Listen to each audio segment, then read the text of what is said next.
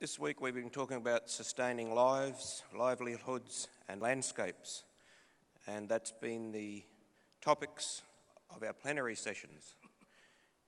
And generally we've talked about strategies, what we can do to plan ahead if everything goes normal. But this morning we might look at the topic, what happens if there's a crisis? What happens if something comes that we were not expecting? Because we're a little bit behind time, I won't extrapolate any further on that. I would like to introduce Professor Kanahama from Japan. Professor Kanahama is Professor of Laboratory of Horticultural Science at the Graduate School of Agriculture at Tohoku University in Japan. He's got wide experience in physiological, anatomical and molecular mechanisms underlining development of fruit and vegetables and flowers. And his current research includes work on Gypsophila and gentian and ever-bearing strawberry plants. And his work has included molecular cloning and expression analysis of the flowering gene. However, he will speak this morning on the impact of the 2011 earthquake and tsunami on Japan's horticultural industry. And he was in the middle of the crisis. He lived there when it happened, and he has been put in charge and been highly involved in what's happened since and the restoration of the industry. So welcome and thank you. We look forward to your presentation. Thank you.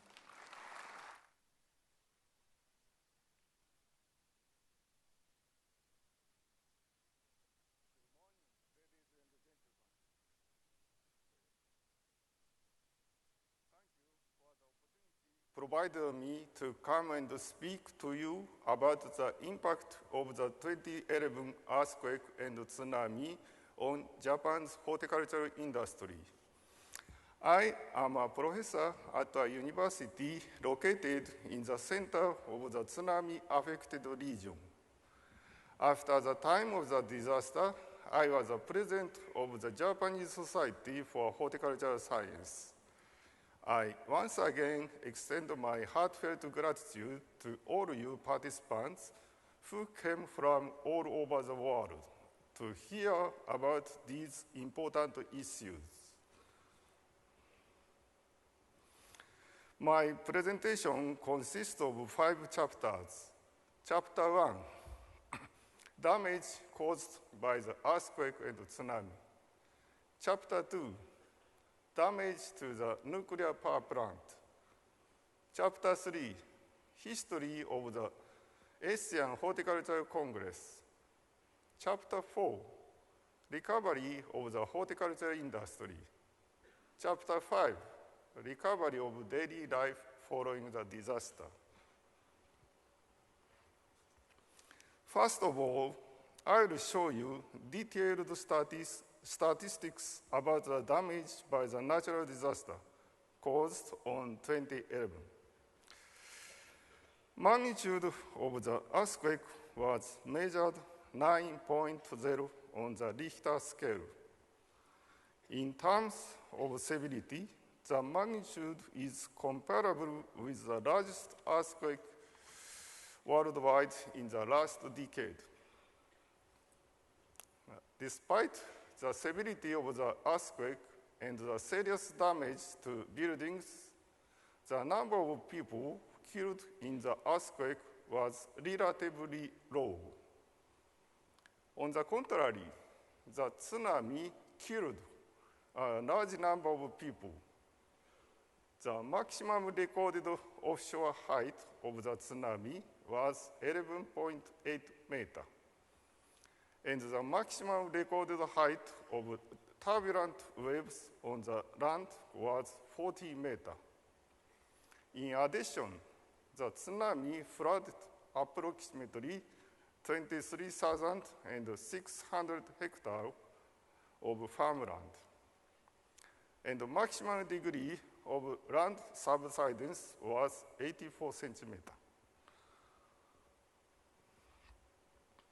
According to the detailed record provided by the National Police Agency, the number of these in each prefecture was as follows.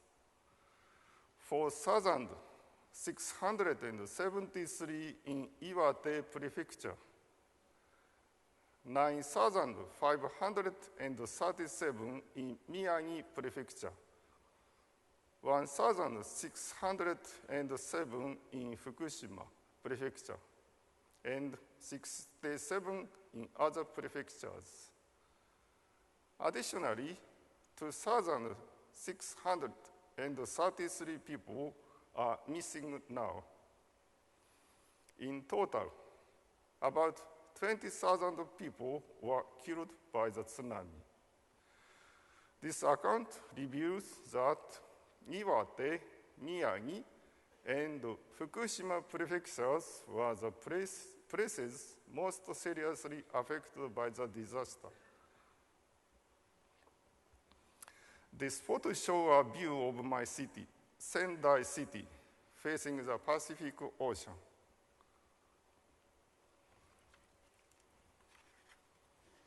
This is a view of my faculty, taken soon after the earthquake. We cannot see any damage, but in a room, all the furniture is in this area, and all the instruments have dispersed or fallen on the floor. An example of the basement floor of a building. In my hometown, facing the Pacific Ocean, two kinds of tsunami waves were observed: turbulent tsunami and long wavelength tsunami. When a bay faces the Pacific Ocean, as shown in this photo,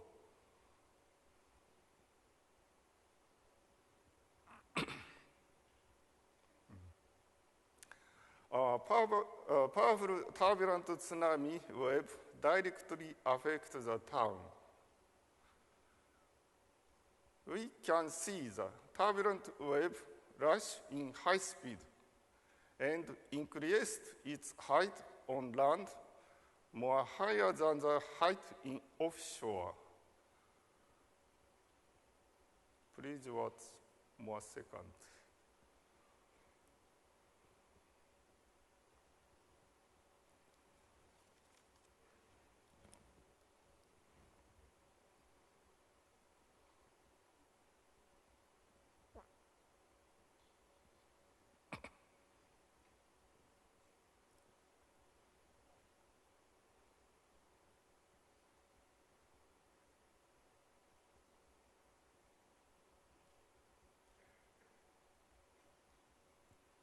The result.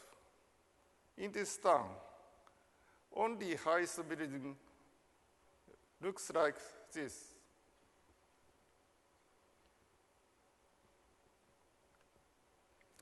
In this movie, we can see the power of the tsunami.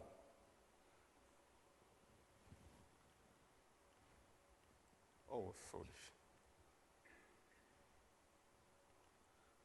This is a city hall. Please move.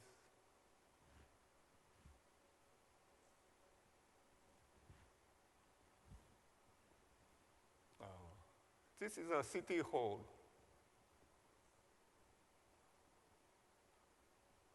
And elementary school. And gymnasium.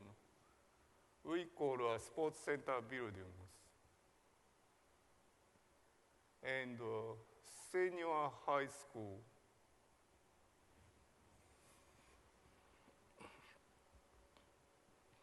The tsunami covered even a building for four-story buildings. In addition, all residential houses were swept away. In this town, approximately 1,600 residents were killed. And soon after, we can see apartment building with a 5-story. In this movie, we can see the height of the tsunami in this town. More few seconds, please watch.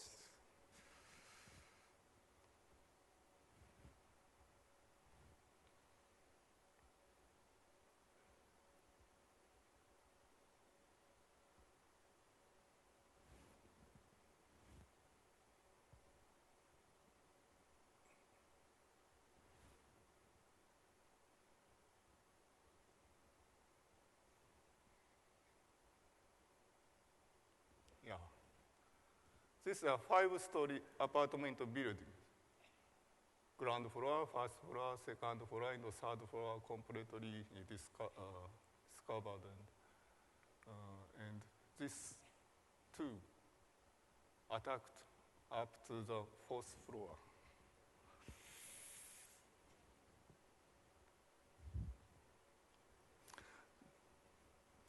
The city hall and the public hall were entirely engulfed by the tsunami.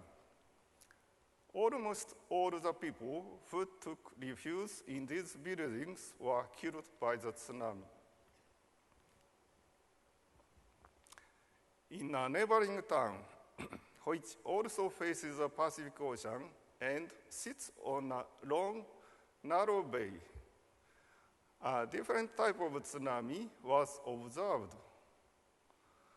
This town has what is called a saw-toothed coastline, and residents live on narrow banks or small hilltops close to the seashore.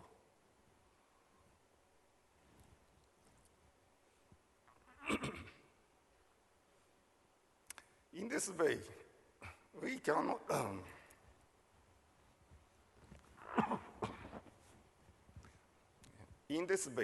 cannot see the turbulent tsunami. Instead of the turbulent tsunami, the long wavelength tsunami struck the town, and the power looks weak. The sea level increased gradually, but the power of the tsunami did not decrease and continued long hours. As a result, everything was swept away.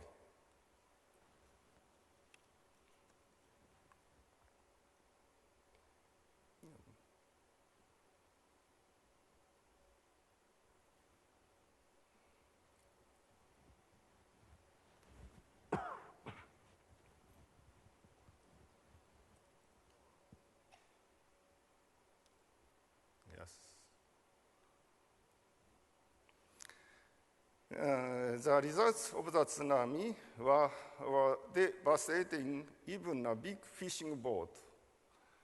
This fishing boat was left in a residential zone for 3 years. Chapter 2, damage to the nuclear power plants. The earthquake and tsunami affect the nuclear power plants located in Fukushima Prefecture.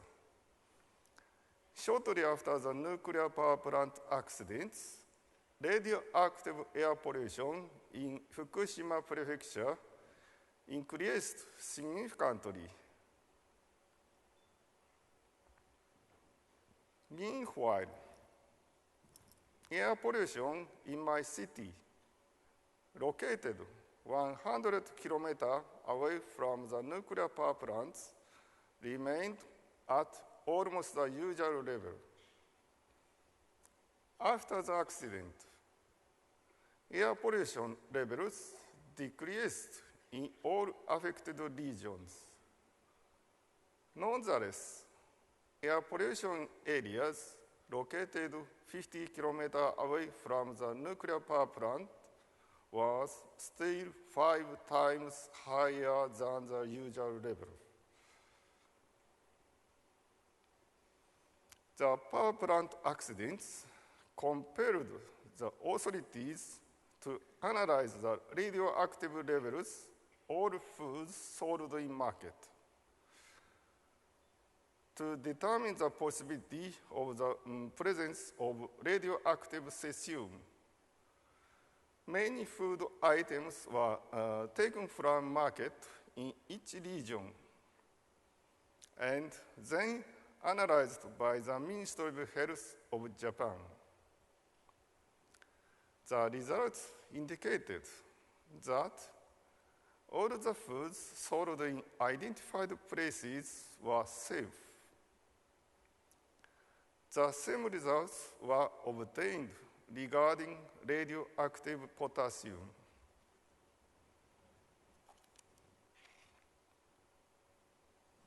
Chapter 3, History of the Asian Horticultural Congress, AHC. The history of the AHC is summarized as follows. June 27. At a meeting, the AHC was established by the Korean Society for Horticultural Science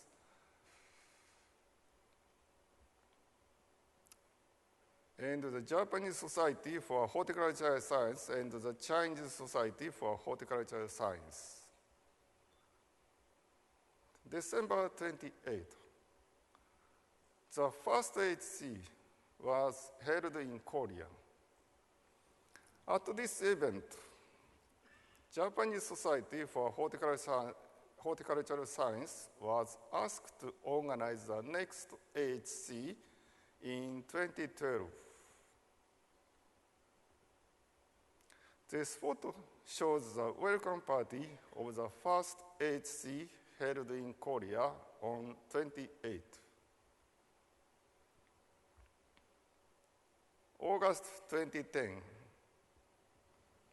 AHC 2012 was announced at the IHC 2010 joint meeting of the Executive Committee and Council, which was held in Lisbon.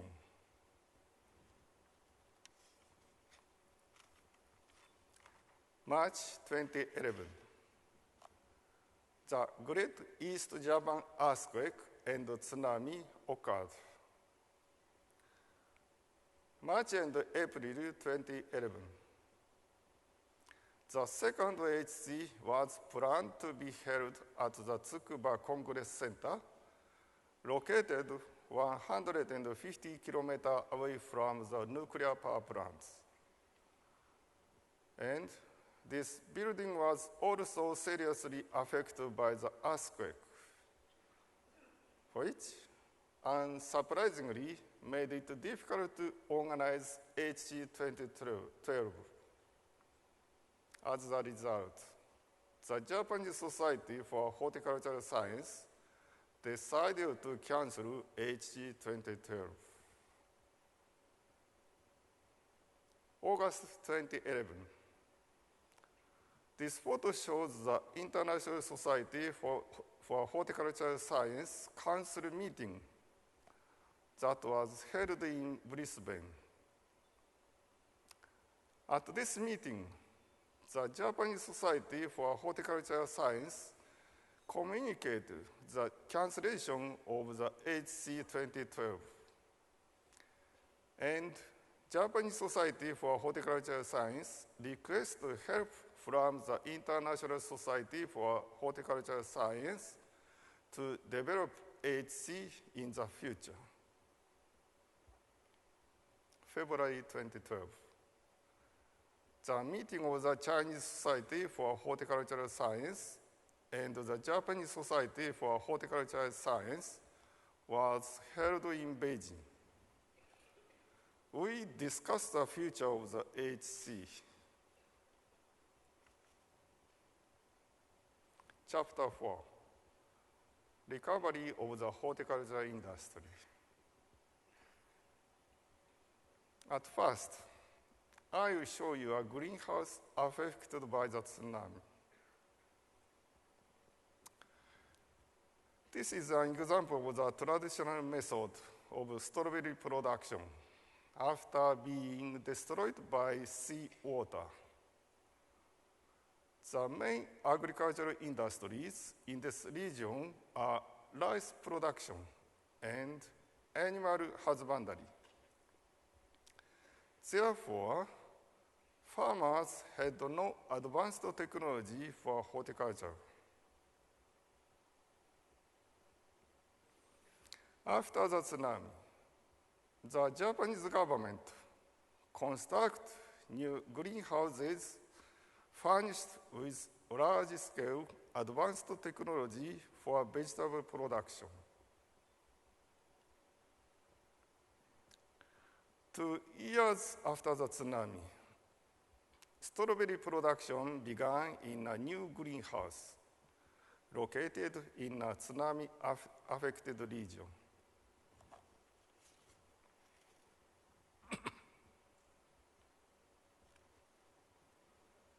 In a greenhouse, a harvesting robot for strawberry fruits was developed by the National Agriculture and Food Research Organization of Japan. As shown in this video, strawberry plants are densely arranged on benches and they move to a location where farmers can work efficiently with them.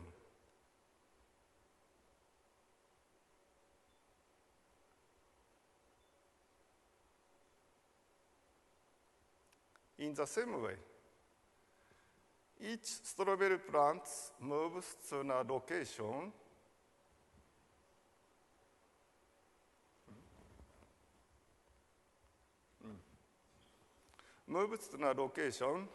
where pesticides and insecticides can be sprayed.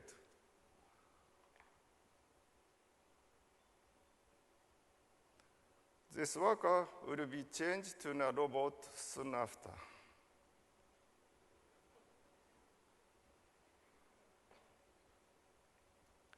This is a harvesting robot of strawberry fruits developed by the National Agriculture and Food Research Organization of Japan. This robot is programmed to harvest only ripe fruits. And it will be ready for use this year at a greenhouse in tsunami-affected region. When set on the growing bench of the strawberry plants, the harvesting robot will work all day.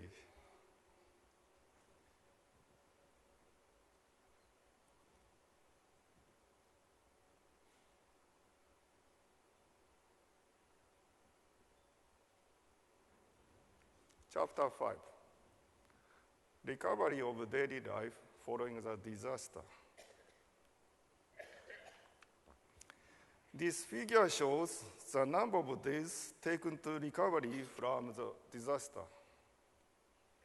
In my city, electric power and internet connections restored only after 3 days, whereas the public water supply was unavailable for 7 days. Meanwhile, the town gas supply and the subway were opened to the public 25 and 50 days after the disaster, respectively. The shopping center took 22 days to reopen.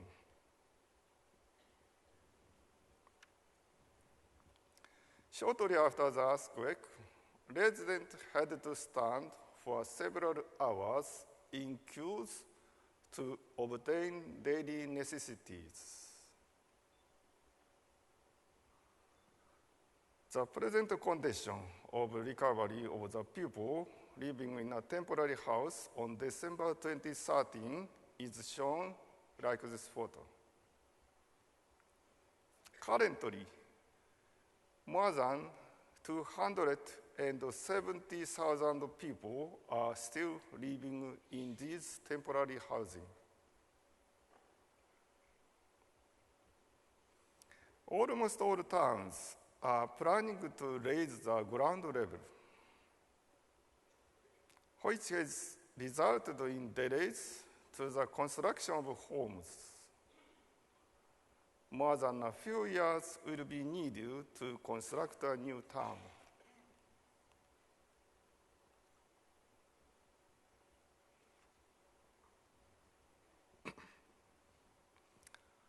At present, our daily lives have become more stable, and we can even enjoy traditional events in each season.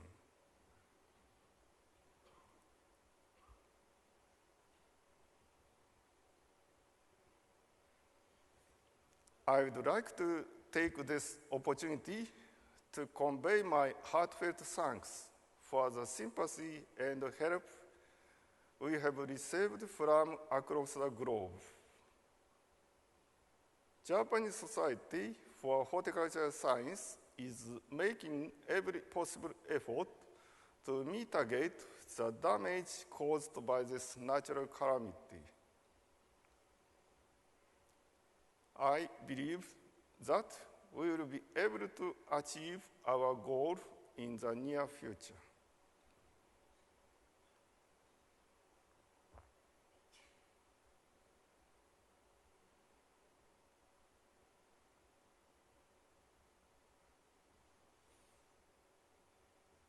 Again, thank you all for your time, support, and attention. Lastly, I would like to thank the President of the International Society for Horticultural Science, Antonio Montero, for providing me this great opportunity to make this presentation about the activities of the Japanese Society for Horticultural Science. Thank you very much.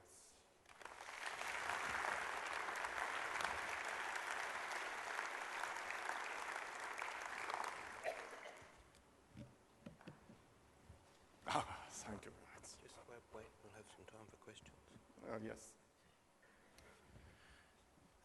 Thank you, Professor Kanahama, for quite a fascinating presentation.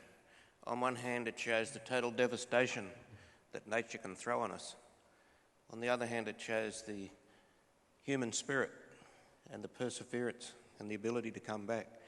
Also, the importance of horticulture, research and technology. I was quite impressed with the salt-affected field with the strawberries. It's replaced by a beautiful robotic hydroponic system and see the area back in production. I'd like to spend a few minutes with questions. So if anyone has any questions, we should have a roving mic.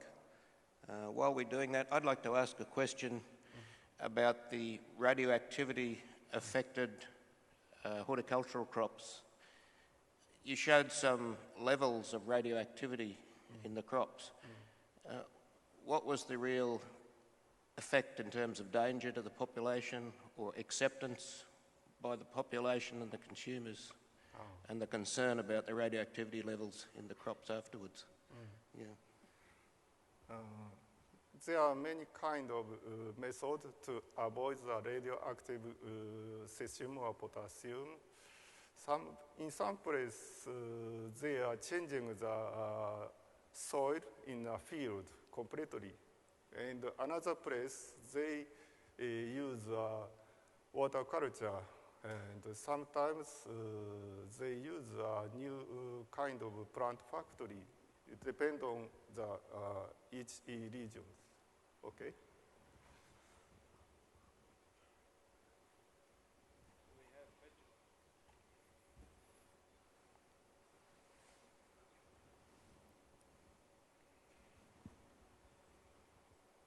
So any questions? Yes. Thank you. If not, thank you again, Professor Kanahama. Yes. A very interesting. Thank you very much.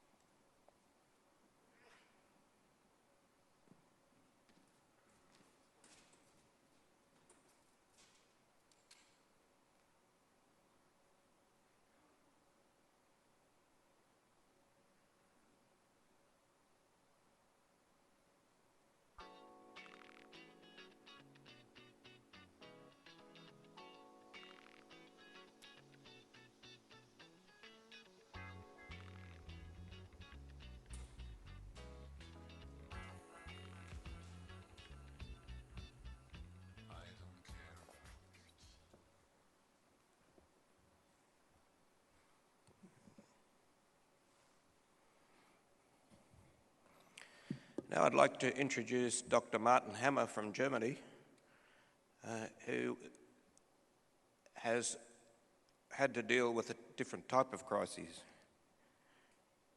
Dr. Martin Hammer is Chief Executive Officer of the International Centre for Sustainable Development at Bonn-Rhein-Sieg University of Applied Sciences. He holds a master's degree in agricultural sciences and a PhD in soil science. He has investigated the transfer of pollutants from soil into water, crops and the food chain. After his PhD, he received a scholarship from the German Research Foundation and worked for several years in the area of environmental sciences at the University of California in Riverside and the Institute of Crop Science and Resource Conservation at the University of Bonn. One of the main projects he's worked on more recently is and now he has experience in some of the most recent food scandals, and including the EHEC outbreak. And it's in response to this that he's been particularly active.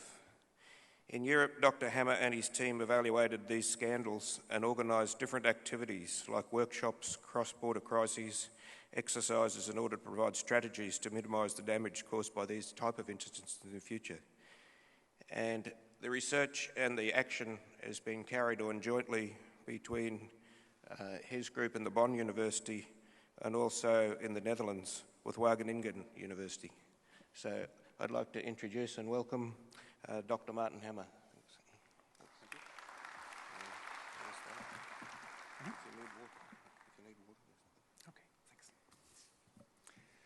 Yeah, so thank you, Rod, for the kind introduction. It's quite an honor for me to be here in Brisbane to give a presentation in front of such a nice audience. Rod already mentioned, actually, by education, I'm a soil scientist, but since a couple of years, I've been working in a quite interdisciplinary team, and we try to work on the total food chain in order to increase food safety and food quality. And during the past several years, we had to deal with a couple of crises, sometimes starting at the very beginning of the food chain, as a soil, for example, but sometimes even in the middle of the food chain. But always in our activities, we are looking at the whole food chain. Today, I would like to use the EHEC crisis as an example to show you how a crisis can develop, what kind of impacts could appear and how they can be measured. I would like to give you some examples about the outbreak management and how it maybe could improved. And from my opinion, a very important issue and becomes more and more important is risk and crisis communication. So there are different levels between public authorities, with members of the food chain, and even with the public. So first of all, I would like to just to show you some examples and definitions how food crises are defined. If you Google that food crisis, you will get hundreds of different definitions. And let's start with the first one. A food crisis occurs when rates of hunger and malnutrition rise sharply at local, national and global levels. So that's very important. And food crisis is usually set off by a shock of either supply or demand for food, and often involves a sudden spike in food prices. So if we consider this definition, we really have to go back in time in the central part of Europe to have any food crisis. But there are several other definitions how food crisis can be defined. For example, by the California Department of Food and Agriculture, they define it as any situation that impacts food safety, which could threaten to harm people or property, seriously interrupt business continuity, and damage one's business reputation. And the third one, they even don't call it a crisis, they call it an incident. So you can see the range of definitions how food crises are defined is quite broad. I would like to show you just a slide. It's unfortunately in German, but I will explain it to you. There you can see food crisis in Germany in a time period from 2010 to 2013. And you can see almost more than 10 crises appeared in such a short time period. What you can see is that there are different crises related to different members of the food chain, and these crises do have different impacts. You can see, for example, on the left side, the dioxin crisis. Dioxin appeared in animal feed. You can see also the Fukushima effect. You can see the EHEC crisis. We had norovirus in strawberries from China, and I like that one. The horse meat scandal, so horse meat appeared in beef products. So you can see all these crises do have quite a different impact on the society. If you compare the EHEC crisis with the horse meat crisis, the EHEC crisis had a huge impact on human health, whereas the horse meat scandal has any impact on human health. It's more a crisis for a single company. So I would like to stick with the EHEC crisis, and I'm not so sure how many of you are familiar with E. coli, so I will give you some key facts. So EHEC is a E. coli, a bacterium that can cause severe foodborne diseases. I think that's well known. The primary source of EHEC outbreaks are raw and undercooked ground meat products, raw milk, and fecal contamination of vegetables. And in most cases, this illness is self-limiting. That means that people will recover within a couple of days, usually. But it may lead to a self-threatening disease, including hemolytic uremic syndrome called HUS, especially in young children and elderly. EHEC is heat sensitive, so if you cook it thoroughly, you may destroy the bacterium. I think that's the good news for meat products and even milk, but I've never seen someone cooking a salad, so I think that's a real problem if we talk about EHEC contamination on fresh vegetables. What are the symptoms? EHEC causes abdominal cramps and diarrhea that may in some cases progress to bloody diarrhea, and fever and vomiting may occur. The incubation period can range from 3 to 8 days, with an average of 3 to 4 days. And in some proportion, the infection may lead, I already mentioned it, to a self-threatening disease. It is estimated that up to 10% of the patients with an EHEC infection may develop this syndrome, with a case fatality rate ranging from 3 to 5%. So that's a figure how the EHEC outbreak in 2011 looked like. So you can see the EHEC cases per day. And you can see that the crisis appeared in the beginning of May, and then we had a peak at the 21st or 22nd of May with more than 200 cases per day. And you can see also that in this case, even more than 10% of the people developed this dangerous syndrome. So quite dangerous infection. What are the impact of such a crisis? It can be measured with different indicators, such as the cost of monitoring analyzers, cost of prosecution, bankruptcy, product disposal, compensation of revenue loss, damage to brand or reputation, or loss of life.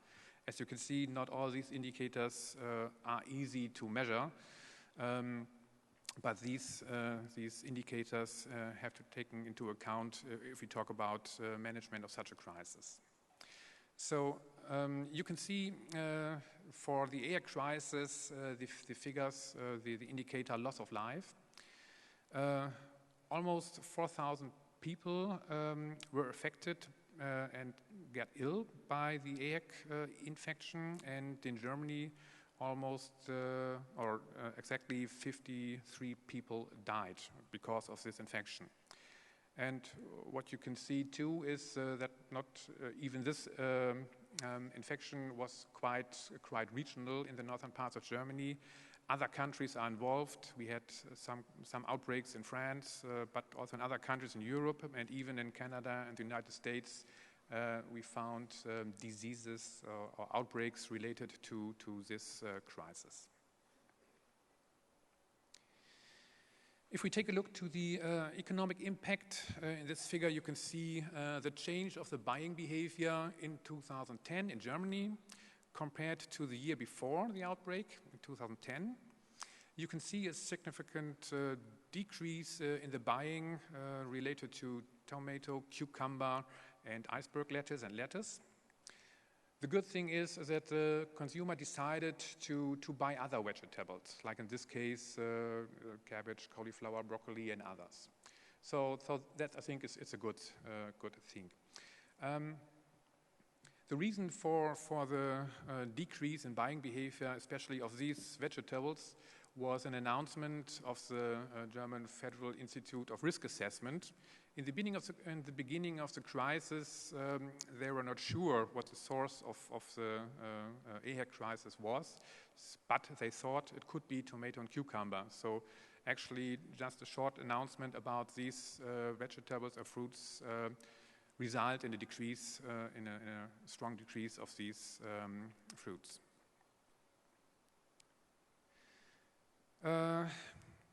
The losses for farmers in the fruit and vegetable sector were estimated to be at least more than 800 million euro within the first 2 weeks of the crisis. In addition, a temporary export ban of vegetables to Russia occurred with an annual value of 600 million euro. In the table on the right, you can see the member states that were mostly affected by these crises. And on the top of this list, you can see Spain. And the reason for that, I think, it's not because Spain has the highest production and export rate to Germany. The reason for that was also the announcement of the Federal Institute of Risk Assessment that they thought that the vegetables coming from Spain maybe were affected. So that's a reason for that Spain is in the top of the list. However, the Commission supported the farmers and the sector with exceptional market intervention measures with a total value of more than 200 million euro. And furthermore, at the end of the outbreak, several promotion activities were also launched in order to win back consumer trust in fruit and vegetables. I would like to show you some aspects dealing with the outbreak management, what has been done during the crisis, and what can be improved.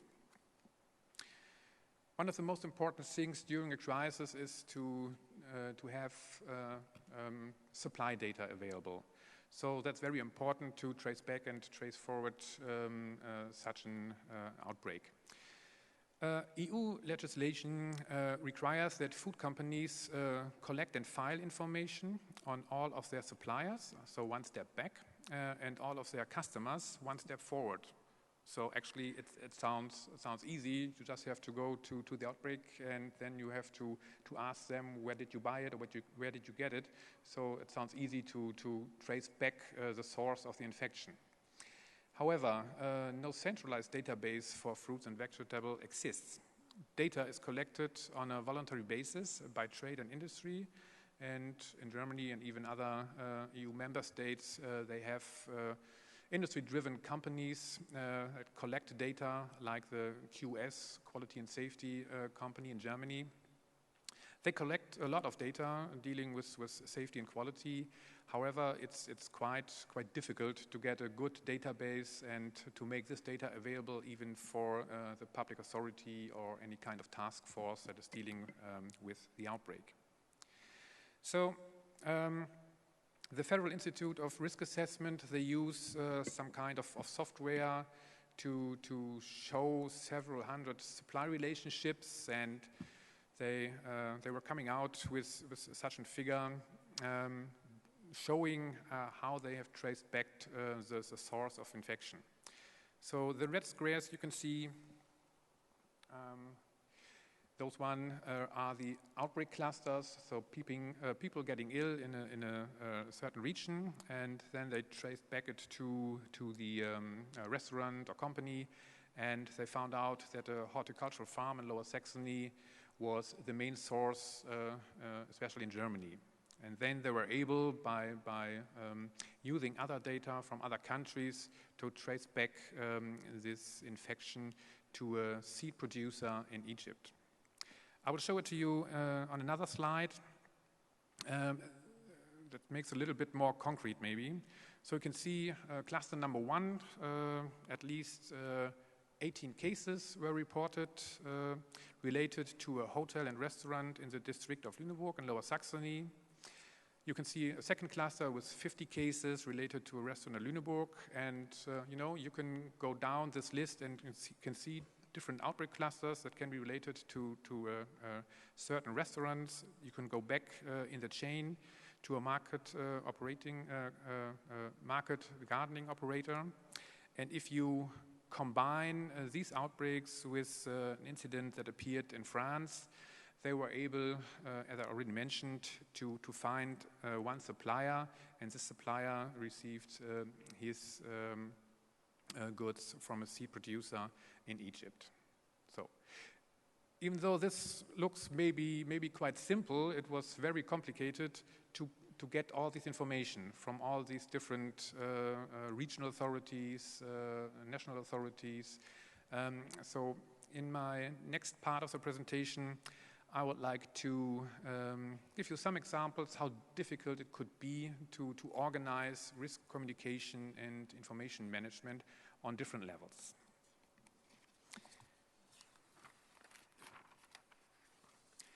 I will start with the interaction between public authorities. So Europe is always some kind of complicated, so we have different levels. The European level with different agencies like the EFSA, the European Food Safety Authority, you will have the European Commission, and you will have an organization, I always have to look for the name, the European Center for Disease Prevention and Control. So these two organizations are responsible in case of a foodborne disease. Then, if one country is involved, in this example Germany, you will have two ministries, in this case the German Ministry of Health and the German Ministry of Food, Agriculture and Consumer Protection, and these two ministries are supported by a public authority for consumer protection and food safety.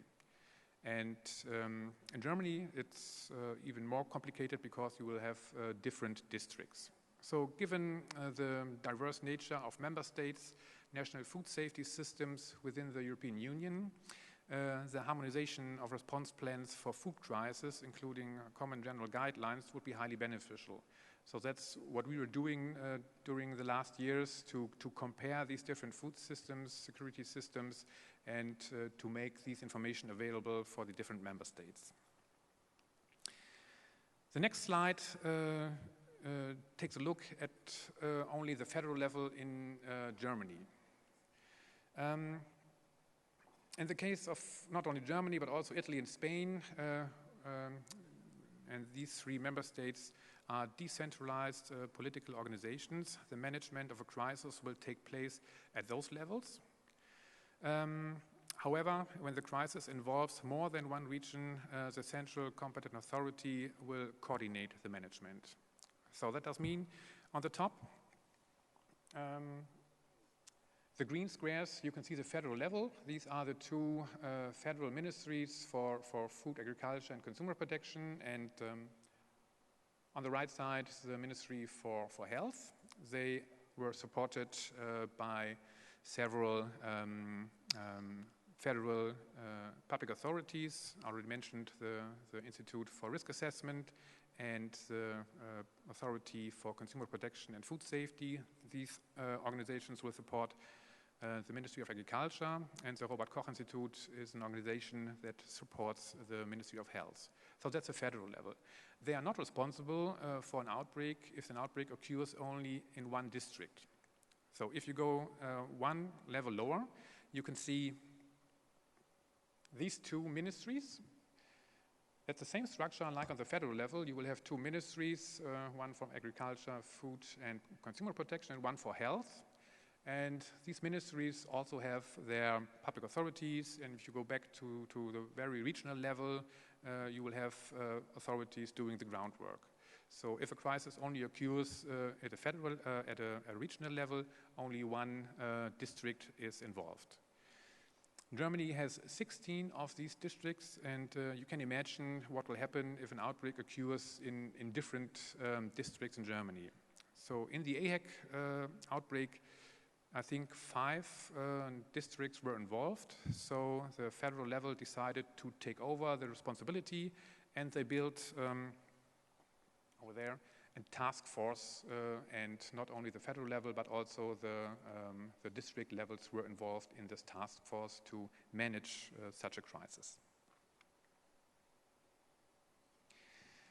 I would like to show you the interaction between public authorities and the food chain. In this case, I choose an example from the Netherlands. Our colleagues have shown this figure to a little bit depict what are the information pathways between the different organizations. The Netherlands is a little bit easier because it is a centralized country. You just have two main public authorities. You can see them in the middle, these two. It's the Food and Consumer Protection Authority and the National Institute for Public Health and Environment. So these two organizations do have a direct information flow to their ministries and to the European Commission. It sounds quite easy. But if you take a look at the other stakeholders that are involved in such an outbreak, this picture becomes more complicated. So it depends a little bit on where the crisis starts. If the crisis starts with a contamination found in a company, this company has to inform one step back and one step forward the customers and suppliers. They also inform the Public Board of Horticulture, and most important, they will inform the responsible public authority. If a crisis occurs starting with a patient getting ill, it's a little bit different, but you really have to know how these information pathways look like if you want to be fast in reacting when such a crisis appears. Furthermore, it's also important if you have some kind of cross-border incident, it's important for neighboring countries to know these structures of neighboring member states. What we did also in this project is we looked at the weak points in the communication infrastructure. We tried to figure out what has happened during the last crisis and what are the weak points. We figured out that especially data are available at the public side and the private side. So a lot of data are actually available, but the exchange of data in some kind is a little bit difficult. So a couple of years ago, we thought it should be useful to bring both parties together and to ask them to have maybe some kind of joint database where both sides could bring their data in to have a pretty good data source in case of an outbreak of a crisis. This turns out to be almost impossible because the reasons are several. Maybe it's a little bit a lack of trust between both sides. But in Europe, we also have very strict data security regulations, so it's quite difficult to get access to all this data. So we tried to at least get some kind of agreement. So on the left side of this picture, you can see on the top the public organizations, the food chain, with someone who organizes all these different members of the food chain, and down there the public side with different public authorities. And we thought it would be good if at least they could sign some kind of agreement about who, what, when, and how data could be shared if a crisis appears. So actually we distinguished between normal times, so they don't have to share any kind of data, and some kind of special situation when a crisis appears, and only in that situation they have some kind of agreement and maybe some kind of software already established and database on the ground to really react very fast. So we are right now in the middle of this process, and hopefully, I don't know, in a couple of years, we have such a tool in working. Another very important tool we use are exercises. The German government also worked out different exercises, especially last year. They had a huge exercise with public authorities in the private sector dealing with the food chain. On a regional level and cross-border level, we had organized several exercises during the last years, and I think it's a quite useful tool to get both sides involved in such kind of crisis management. You can overcome a little bit the lack of trust between both sides, and I think it's also a good tool to understand how different systems actually work. I would like to come to the third level of interaction and communication, the interaction with the public. In this slide, you can see the media articles released during the EHEC outbreak. The Federal Institute of Risk Assessment did this survey, and they were interested in what actually happened after they released any kind of statement. So in the beginning, after the first EHEC death, you can see a strong increase in media articles, and during the outbreak, almost more than 300 media releases only in Germany appeared dealing with this outbreak. So for the Federal Institute of Risk Assessment, it becomes more and more important to know how the public deals with such a crisis. And what they want to avoid are headlines like this. So these are two well-known newspapers in Germany. On the left hand, you can see a daily newspaper. On the right side, you can see a weekly newspaper. And as you can see, the headlines, EHEC alarm, death germ is getting worse, physicians are helpless and desperate, politicians appeal to donate blood, are at the Bild-Zeitung, and the enemy in food, EHEC, the birth of a new epidemic. You know, if you are involved in such a crisis and your sector is related to these headlines, I think that's not what they really want to see. Doing so, we had several meetings with several public authorities, And we thought that especially public media and social media are maybe a good source to get more information about how a crisis works and how the communication with the public turns out to be. Some companies already use these sources to get some more information about the public, and as you can see, these are immense source of data. Every minute of the day, you can see you will have more than 4 million Google queries, more than 2.5 million statements shared within Facebook, and so on. So right now we are in a process to find out what kind of data are useful to manage a crisis and to see how the public reacts. Just some short figures you can see. This figure shows a picture from Google Trends. Everyone can take a look at that. So you can ask Google Trends how many people ask for diarrhea within a certain time frame. In this case, I think it's from 2009 to 2013. As you can see, a lot of people are daily asking or looking for diarrhea with some smaller and higher peaks. And the red line are the search words, or the search word sprout, and you can clearly see that you have a very strong increase in search queries in 2011 during the outbreak of the EHEC crisis. A lot of people, are looking for sprouts in combination with diarrhea. So you can combine a lot of different search words, and you will get some kind of feedback how people actually react on a crisis and how people react on public releases from public authorities and so on. So they are quite interested in such data.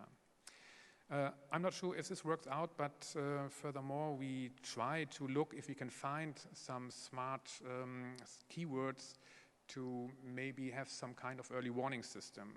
So a lot of people share information also about what they were eating and maybe if they're going to a doctor the next day, or if they are off of the job, or looking for search words like diarrhea. So if we can use this kind of correlation between specific keywords in a certain region, maybe we are able to have maybe some kind of early warning system that in some regions an outbreak occurs. Okay, I would like to conclude. As fresh products like fruit and vegetable are often consumed raw, they are of special public health relevance. I think there's nothing new. Due to an increasing globalization of food production and trade, the dimension and impacts of food crisis are of primary and international relevance. So the harmonization of response plans, including common guidelines, would be highly beneficial. And further on, cross-border crisis exercises, I think, are recommended in order to improve outbreak response on an even international level. Successful crisis management depends on the availability of appropriate data-based and data exchange structures.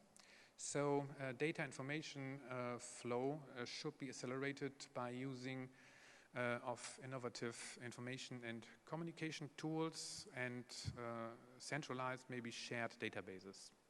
And routine surveillance and crisis management need to be enhanced by using maybe the combination of public and private data. That would be good, I think. The impact of a food crisis strongly depends on the quality of risk communication. It becomes even more important nowadays. And the availability of, for example, contact data of responsible persons, as well as the knowledge about the national communication and information structure from public and private domains, is the basis for a fast and effective crisis management. Furthermore, the knowledge of how risks are perceived and which factors have an influence on the risk perception is very important. and the involvement of maybe communication specialists need to be considered in order to find a good balance between conflicting objectives during a crisis. Last but not least, social media could be used as a new source of data for preventing, maybe early warning, crisis management, and crisis evaluation. So right now we are in a process that decision makers in public authorities and relevant companies should define relevant keywords and scenarios in order to allow constructive data mining. In addition, social media can be used to follow up real-time public opinion and how a crisis could be managed. Okay, I would like to close my presentation. I would like to thank you very much, and yeah, don't forget to eat an apple a day. So, thank you very much.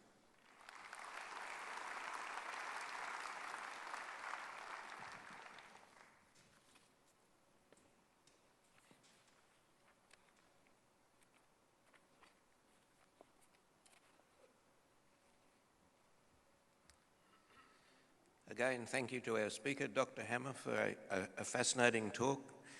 I was very impressed with the detail and the effort that has gone into understanding this crisis, and then the structures that have been put in place since. One of the interests there is the advantages and disadvantages of our modern information technology. First, that rumours can spread so quickly, but secondly, that it can be used. So thank you again. Do we have questions? Yeah. Jules Janik. Yeah.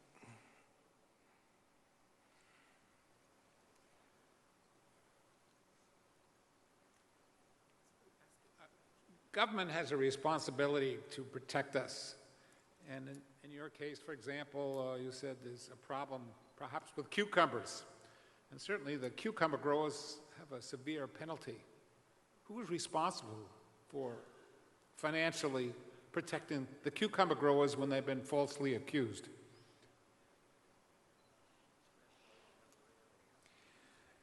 Yeah, I think in the first place, national authorities are responsible to take care about our food safety. So if they manage a crisis, they're also responsible what they are saying and how this affects the farmers and the sector.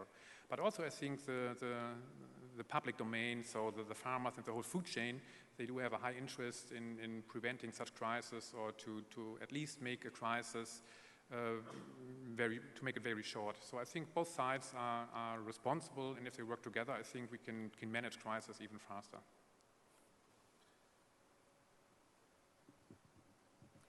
Beatrice Casanius, Sweden. I would like to share one reflection.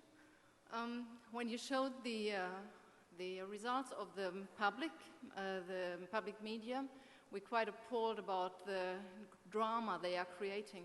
But on the other hand, if you are looking at the social economical effects and the measurement of those, you can see that the soft values are not involved at all. You do not measure human suffering. You do not measure the long-term effects like incidence of need of dialysis or long-term dialysis. You are not measuring the need of or the incidence of cardiac diseases which are provoked by severe EHEC infections.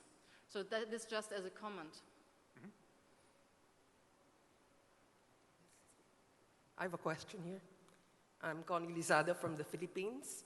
And in Southeast Asia, we've had several discussions of risk-based food safety systems.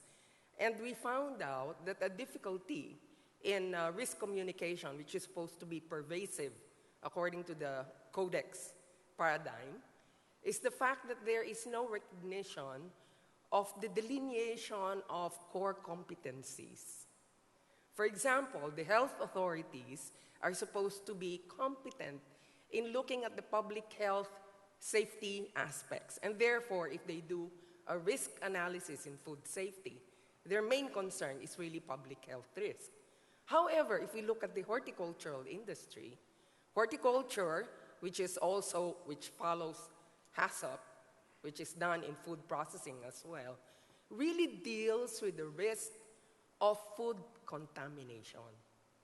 And therefore, the two will have to now interface with each other so that not one area is actually neglected. Last June, we had a very good discussion of this in ASEAN in preparation for 2015. And we feel that that has to be recognized, particularly where we impose the requirement that industries come up with a risk matrix in relation to HACCP. They are not competent in health, and yet we're asking them to look at the severity of the effect in terms of health effects. So I think, that recognition of the difference in competencies, and therefore risk communication, the efficacy of risk communication, will come in where the recognition is also there. Thank you. Thank you very much, but that's a very important issue. During the EHEC crisis, exactly, we had these problems in the different authorities and who will be responsible in the first stage. And there were some problems during the outbreak, who has actually to communicate to the public. So they started at a regional level with the communication, then the outbreak appeared to be broader, then the federal level took over responsibilities. So that made an outbreak, and especially the communication to the public, a little bit, or not a little bit, quite difficult. And that's a reason why it's so important, not only on the national level, to bring them together, to do exercises, so that people really know, okay, that's my part and that's your part.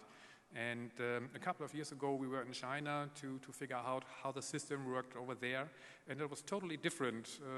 A lot of responsibilities in China dealing with the food chain are located at the Ministry of Economics, for example.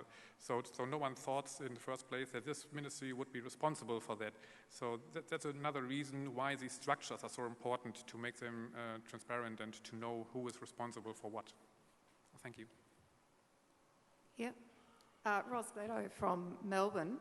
My question is, what evidence is there that the seed suppliers from Egypt also supplied seed to other places other than Lower Saxony? In other words, how confident are you that that was in fact the source of the infection? And then secondly, how did you rebuild confidence in the sprout industry and put things in place to perhaps prevent these things from happening again?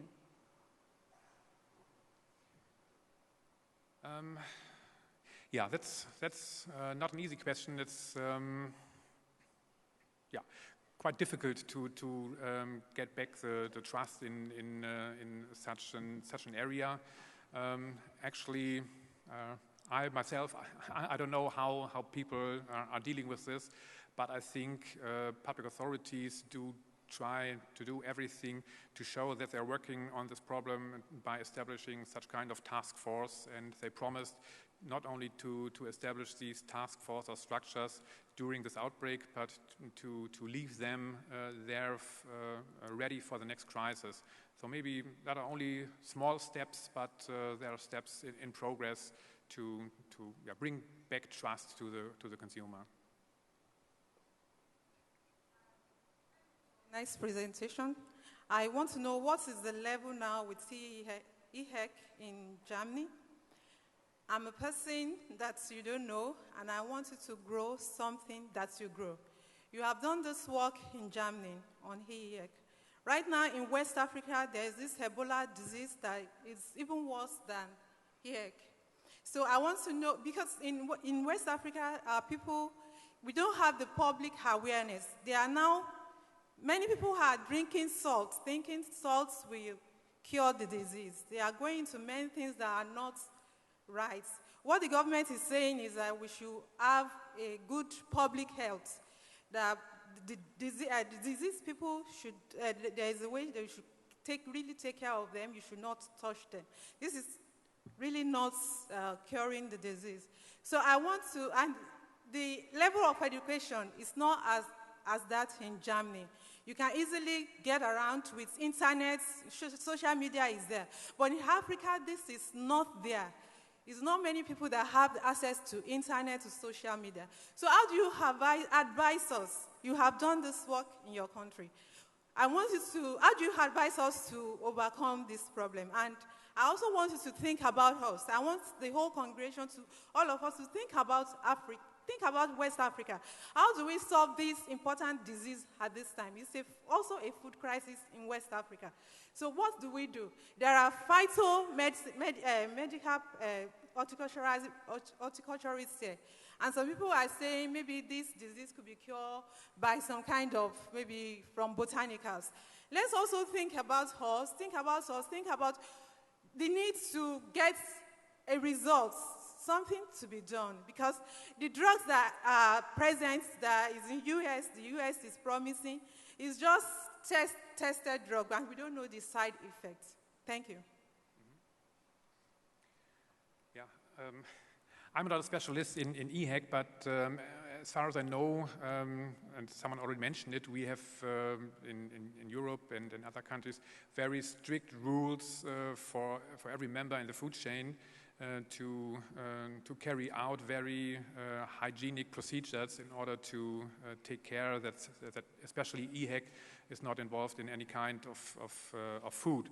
And even at the public level, let's say in the kitchen or in the kindergarten or wherever, people are aware of this problem, and they need to know that washing of hands and to have very hygienic facilities is a very important issue to avoid these things. And yeah, it's always a question of transfer the knowledge to the food chain and the public. Thank you. I realise we could probably keep asking questions for another half hour, but we've run out of time and have to wind up. Could you just join with me again in thanking both speakers this morning? Thanks. And I'd like to hand over to Jill, Stanley and Ian, who have done a massive amount of work in putting this Congress together. Thank you. Thanks, Rod. It's my pleasure to thank the speakers, and if you've been to any of the other plenary sessions, you'll have seen that Professor Ian Warrington, one of the other co-presidents of the Hort Congress, has been the one doing the thanking and bringing one of the rest of the committee up to actually do the presentation. So today I thought I would hijack the thanking and thank Ian, because he's done a huge amount for this Congress.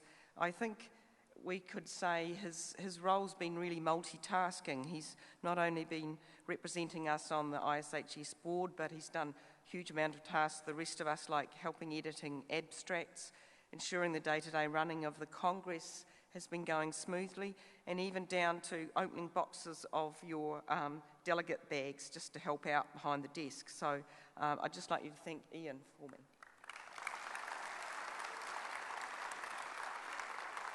So now I'd really like to thank both our speakers. I think, we can do our normal planning and research on horticultural science, but it's really when crises hit that it can have such a huge impact on the horticultural industry and the livelihoods of the people that are in that industry. So we've seen some really interesting, quite different crises that have had to be dealt with in our industry. So I'd like to join with me in thanking both the speakers, and they both will receive a gift, which is commissioned Aboriginal painting by Narelle Urquhart, and they have, each one is different, and they have Australian native plant with fruits or flowers. So Ian, if you could present that with our speakers with those.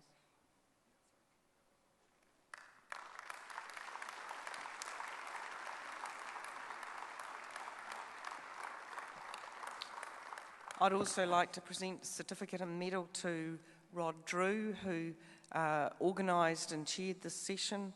This was a session he was particularly passionate about, given particularly the crisis in Japan. So I'd like to present this to Rod.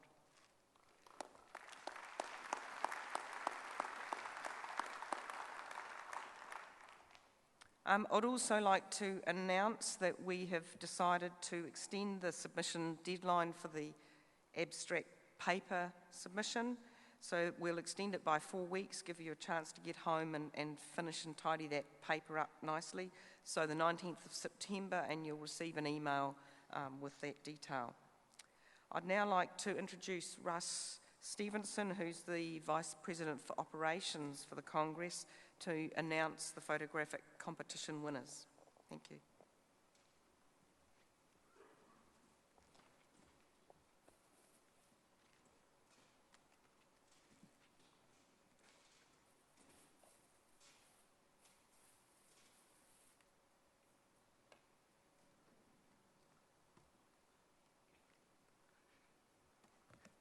Good morning.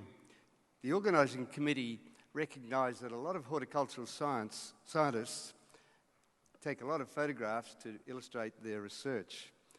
Therefore, to add some visual interest to the Congress, we organised a simple photographic competition with categories that address the theme of our Congress: lives, livelihoods, landscapes, and the profession and science. We were very pleased that we received about 100 entries. An expert panel selected the best to display at the Congress for your enjoyment, so that you, the delegates, could vote for your favourite image. All finalist images evoked powerful emotions that represent aspects of horticulture and its impact on our lives, our livelihoods, and our landscapes. They show the beauty and the wonder of horticulture. Winners of categories are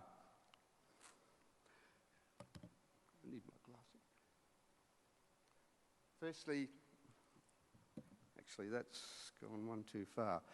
Firstly, Sustaining Lives, Sudupo Das with Smile, Smile, Smile. Sustaining Livelihoods, Kahain Remy, The Market in India. Sustaining Landscapes, Dilni Sarawara, and Professional Science, Dr. Ian Bally. So this is the, if any of those photographers are here, if you could come up to the stage, we'll present you with your prize, which is a beautiful Sony A6000 camera, state-of-the-art, and of course Sony were our sponsors.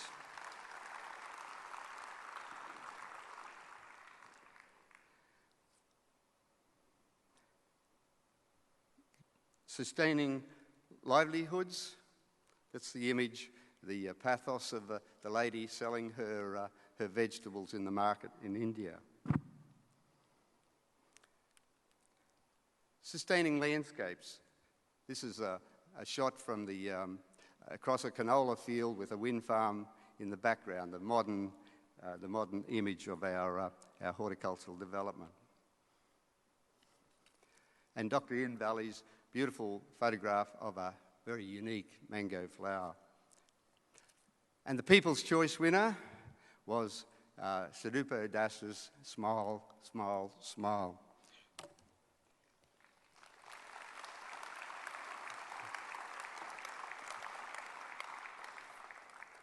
I hope you've all had a look at this beautiful trophy for the Delegates' Choice. It was hand-turned by Dr. Peter Oppenheim, and it's made from beautiful Australian timbers. The base and the body are made of Victorian Banksia, and the column and finial from Queensland Gidgee timbers. So that's a really special trophy. I hope the winner will value it. Any of the winners here? Yeah, could come up, please.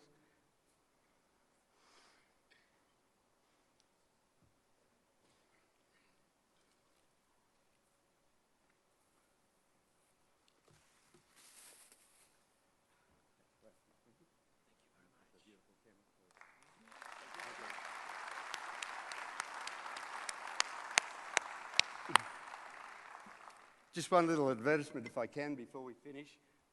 Some people have asked if they can purchase one of these shirts. We thought they were all lost, but we have retrieved some. Unfortunately, we don't have small or medium sizes, but we have large, extra large, and extra large. And they'll be sold at the tours desk for $20. Okay, so thank you.